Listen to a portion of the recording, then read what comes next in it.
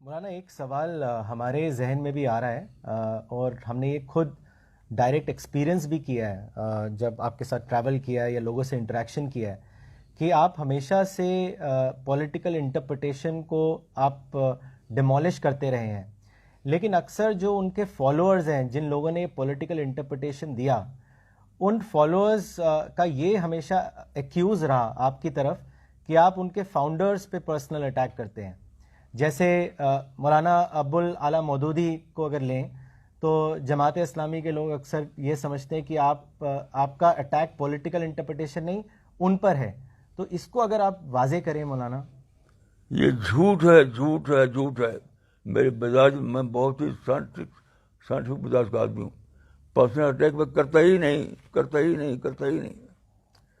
آپ کوئی بھی دکھا دیجیے کوئی بھی تحریر، پرسنل اٹیک کا طریقہ ہی نہیں ہے. میں ایک سائنٹفک مائنڈ کا آدمی ہوں. یہ جھوٹ ہے. کون پیش کر سکتا ہے کوئی میری ایسی تحریر جس میں پرسنل اٹیک میں نے کیا ہو؟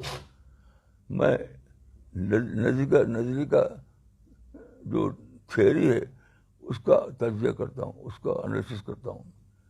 پرسنل اٹیک کرنا میرے بالکل احمقانہ بات ہے.